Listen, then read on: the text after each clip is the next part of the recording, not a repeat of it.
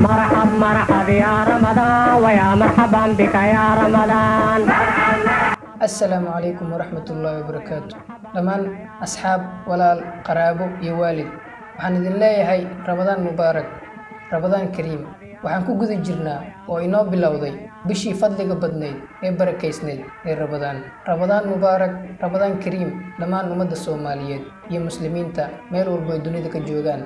inkastoo walaal iyo waalid badan aysan u suura gelin inay nala soomaan sanadkan, maxaa yeelay qaarna waa ay dhinteen, ilaahay qabrigooda ha u waasiciyo, jannadii firdawsi Allah geliyo, qaarna xanuuno dartooda ayay isbitaallo la jiifaan.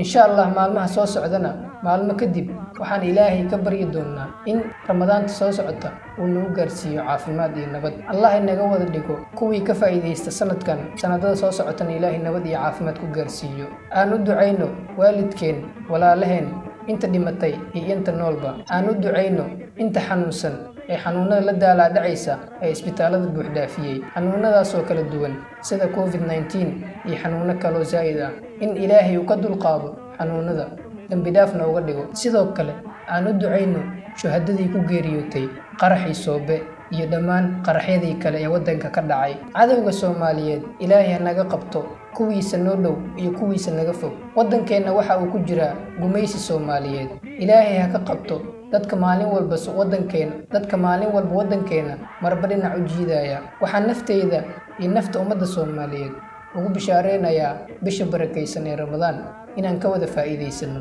digniin waxaan u digayaa dhammaan qof kastoo Ramadaanka uu dhaafo xanuun dartiis ama safar dartiisa, waxay doontaba ha ahaatee, khaasatan dumarka. haddii uu Ramadaanka ku dhaafo, fadlan diiwaan gasho ama xasuusnow inta maalmood ee uu ku dhaafay Ramadaan, si aadan hadhow ugu wareerin inta maalin aadan Ramadaanka lagugu leeyahay. aad iyo aad ayaad u mahadsantihiin daawashada muuqaalka. waa walaalkiin Cabdullaahi oo idin leh asalaamu calaykum waraxmatullaahi wabarakaatu.